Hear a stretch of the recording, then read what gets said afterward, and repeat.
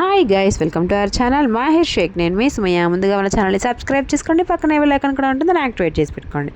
ఈరోజు మన రెసిపీ వచ్చేసరికి ఖలియా అనమాట. దాల్చా అని కూడా అంటారు. ముస్లిమ్స్ పిల్లలకి ఎప్పుడన్నా వెళ్ళినట్టయితే దీన్ని మీరు ఖచ్చితంగా టేస్ట్ చేసే ఉంటారు. పచ్చిపప్పునైతే 1 గంట ముందు నానబెట్టేసుకొని ఇలా మెత్తగా కుక్ చేసి పక్కన పెట్టేసుకోవాలి. ఒక టొమాటో తీసేసుకోవాలి.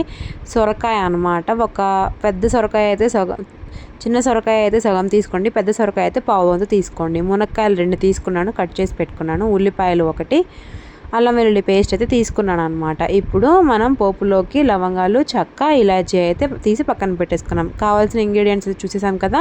ప్రాసెస్లోకి అయితే వెళ్ళిపోదాం. చింతపండు ఒక చిన్న నిమ్మకాయ సైజంత చింతపండుని కూడా నానబెట్టేసి పక్కన పెట్టేసుకోండి.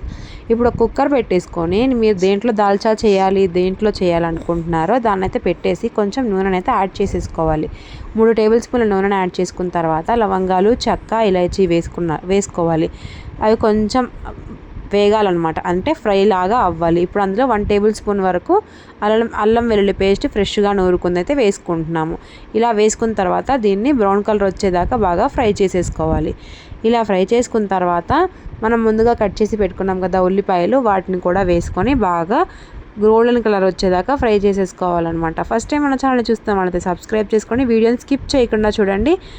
అసలు కొంచెం కూడా మిస్ అవ్వకుండా చూసినట్టయితేనే మీరు దాల్చా పర్ఫెక్ట్గా చేయగలరు. ఉల్లిపాయలు వేసిన తర్వాత మనం 2 పచ్చిమిరపకాయలని నిలువుగా కట్ చేసి అయితే వేసేసుకోవాలి. ఇలా వేసుకున్న తర్వాత ఒక 2 నిమిషాలు అయితే మూత పెట్టేసుకొని కుక్ చేసుకోవాలి. కుక్ చేసుకున్న తర్వాత ముందుగా కట్ చేసి పెట్టుకున్న మునక్కాయలు, సొరకాయ ముక్కల్ని కూడా వేసేసుకోవాలి. కొంచెం వీడియో క్లిప్ అయితే కట్ అయిపోయింది, సో అవి కూడా వెంటనే ఒక 2 నిమిషాల తర్వాత వేసేసుకోవాలి. ఉల్లిపాయలు మగ్గిన తర్వాత, అంటే గోల్డెన్ బ్రౌన్ కలర్ వచ్చేదాకా ఫ్రై చేసుకోవాల్సిన పని లేదు, జస్ట్ మగ్గితే సరిపోతుంది. ఇలా వేసుకున్న తర్వాత టొమాటోని కూడా కట్ చేసి వేసేసుకోవాలి. అలా అయిన తర్వాత మూత పెట్టేసుకొని 2 నిమిషాలు అయితే కుక్ చేసుకోవాలన్నమాట. ఇప్పుడు మనం వేసుకున్న సొరకాయ, మునక్కాయ కూడా కొంచెం కుకింగ్ స్టేజ్లోకి అయితే వచ్చేస్తాయి. సో వీడియో స్కిప్ చేయకుండా చూడండి. ఫస్ట్ టైం చూస్తున్నట్లయితే సబ్స్క్రైబ్ చేసుకోండి, పక్కనే బెల్ ఐకాన్ కూడా ఉంటుంది, దాన్ని యాక్టివేట్ చేసి పెట్టుకోండి. ఇప్పుడు అందులోనే ఒక ఫుల్ టేబుల్ స్పూన్తో వేసుకున్నట్టయితే ఫుల్ టేబుల్ స్పూన్.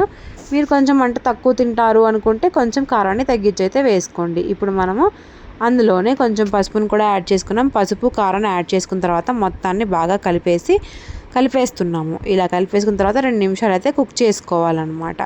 కొత్తగా మన ఛానల్ని చూస్తున్న వాళ్ళు ఎవరన్నా ఉంటే సబ్స్క్రైబ్ చేసుకొని బెల్ ఐకాన్ యాక్టివేట్ చేసుకొని చూడండి. ఫర్దర్గా మనం మంచి వీడియోస్ అయితే పోస్ట్ చేస్తున్నాం, వాటిని కూడా మిస్ అవ్వకుండా చూడడానికి అవకాశం ఉంటుంది. మీకేమైనా రెసిపీ కావాలి అన్నా కానీ కామెంట్ బాక్స్లో మెన్షన్ చేయండి. ఈ రెసిపీ కూడా ఆన్ డిమాండ్ రెసిపీ అనమాట, మన సబ్స్క్రైబర్స్ అడిగిన రెసిపీనే. సో ఇప్పుడు మనం చింతపండుని ముందుగా నానబెట్టేసుకున్నాం కదా, ఆ రసాన్ని కూడా వేసేస్తున్నాం అనమాట ఆ మిశ్రమంలో. ఇలా వేసుకున్న తర్వాత చింతపండుని మీ దగ్గర ప్యూరీ ఉంటే ప్యూరీ కూడా వేసుకోవచ్చు, లేకపోతే ఇలా రసంలాగా ఇన్స్టెంట్గా అప్పటికప్పుడు తీసుకొని అయినా కానీ వేసుకోండి. ఇలా వేసుకున్న తర్వాత మొత్తాన్ని బాగా కలిపేస్తున్నాను అనమాట. పొయ్యిని మీడియం ఫ్లేమ్ మీద పెట్టుకొని మాత్రమే వేసుకోండి. ఇప్పుడు కరివేపాకు రెమ్మలు అలానే వేస్తున్నాను అనమాట. దాల్చాలు అలా వేసుకుంటూనే మంచి అరోమా అనేది ఉంటుంది. ఇలా వేసుకున్న తర్వాత రుచికి సరిపడా ఉప్పునైతే వేసుకుంటున్నాము. మనం ముందుగానే పచ్చిపప్పును నానబెట్టేసుకొని కుక్ చేసుకున్నాం కదా, దాన్నైతే మనము అంతలోపు మిక్సీలో వేసుకొని మెత్తగా రుబ్బుకోవాలి. ఇలా అయిపోయిన తర్వాత ఇప్పుడు మనము చింతపండు గుజ్జును వేసిన తర్వాత 2 నిమిషాలు అయితే కుక్ చేసుకోవాలన్నమాట. ఇలా కుక్ అవుతుంది. మనం ముందుగా రుబ్బి పెట్టుకున్న పచ్చిపప్పు మిశ్రమం ఏదైతే ఉందో దాన్ని కూడా తీసుకొని వెళ్ళి ఆ కుక్కర్లో వేసేసేయాలి. ఇలా వేసుకున్న తర్వాత బాగా మొత్తాన్ని కలిపేసుకోవాలి. మన ఖలియా ఎంతైతే కావాలో అన్ని వాటర్ కూడా యాడ్ చేసేసుకోవాలన్నమాట. మనం ఎందుకు మిక్సీ జార్లో వేసుకున్నాం, పప్పు గుత్తి తెనుకుంటే అవ్వదా అని డౌట్ రావచ్చు.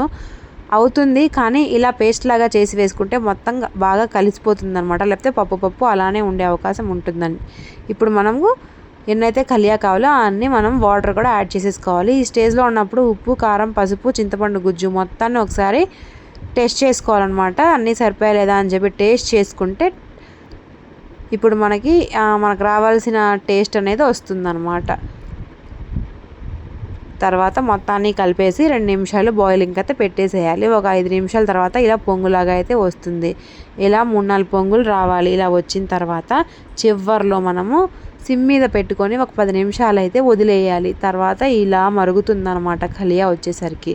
ఇలా అయిన తర్వాత లాస్ట్లో మనము కొంచెం ధనియా పౌడరు, కొంచెము ధనియా పత్తా, అంటే కొత్తిమీరని కూడా వేసుకోండి. మీకు కావాలంటే కసూరి మేతిని కూడా యాడ్ చేసుకోవచ్చు, వద్దనుకుంటే స్కిప్ చేసేసుకోండి. ఇలా చేసుకున్న తర్వాత మనం మొత్తాన్ని ఒక 2 నిమిషాలు మొత్తాన్ని కలిపేసుకొని చివరి స్టేజ్లో ఉన్నప్పుడు ఒకసారి రుచి చూసుకోండి, ఉప్పు సరిపోయిందా లేదా అని చెప్పేసి. ఈ విధంగా గనక కలియా గనక చేసి పెట్టినట్టయితే మీరు భోజనానికి వెళ్ళాల్సిన పనే లేదు. ఇంట్లోనే ఈజీగా ఈ కలియా రెసిపీని పలావ్, చికెన్ చేసుకున్నప్పుడు చేసుకోవచ్చు. ఈ పండగకి ఇలా గనక చేసుకొని చూడండి, మీకు మళ్ళీ చేసుకొని తింటారనమాట. సో ఈ రెసిపీ మీకు నచ్చిందని అనుకుంటున్నాను. కలియా అని అంటారు దీన్ని, దాల్చా అని కూడా అంటారు. సో మరిన్ని ఇంట్రెస్టింగ్ వీడియోస్ కోసం ఛానల్ని సబ్స్క్రైబ్ చేసుకోండి ప్లీజ్. నచ్చితే కనుక ఒక లైక్ చేసి వెళ్ళండి. Thank you so much for watching guys. Don't forget